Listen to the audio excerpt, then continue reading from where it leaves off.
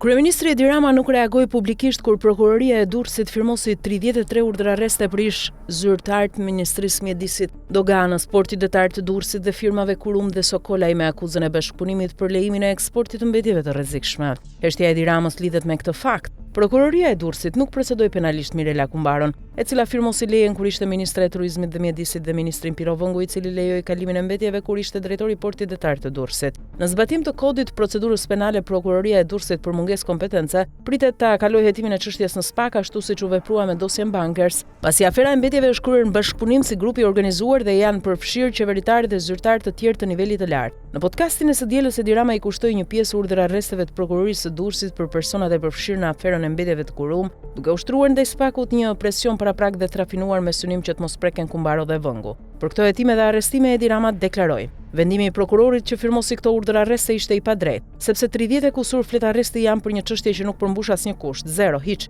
asnjë nga kushtet e domosdoshme të drejtësisë demokratike që përcakton kriteret për arrestime. Siç duket, Edi Rama është informuar se çështja e kontejnerëve me mbetjet e Kurum do të kalojë në SPAK, i cili pritet marrë nën hetim ministren Mirela Kumbaro dhe ministrin Piro Vëngu, të mbështetur në dokumentet që kanë firmosur dhe në moskryerjen e detyrave si pjesë e aferës. Ky proces penal i pashmangshëm ka alarmuar Edi Ramën, jo sepse i dhimbsen dy të përdorurit Kumbaro dhe Vëngu, por sepse në këtë moment stresi dhe paniku ku ai ndodhet për shkak të rrethimit nga SPAK gjithnjë e mo pranë zyrës së tij, nuk mund të përballojë procedimin penal të dy ministrave të tjerë, veçanërisht të ministrit të mbrojtjes. Kujtojmë se Mirela Kumbaro me akt miratimi numër 3732 datë 22 prill 2022, kur drejtonte Ministrinë e Turizmit dhe Mjedisit, e pajisi kompaninë Sokolaj me licencë mjedisore, kategoria 3-2B për transportin dhe eksportimin e mbetjeve të rrezikshme të Kurum. Ndërsa ministri Piro Vëngu, kur ishte drejtori i Portit Detar të Durrësit, lejoi daljen e 102 kontejnerëve me mbetje pa kontroll në bashkëpunim me tre varësit e tij Andrea Shllaku, Alex Marku dhe Anisa Hoxha, të cilët aktualisht i ka marrë në kabinetin e tij në Ministrinë e Mbrojtjes.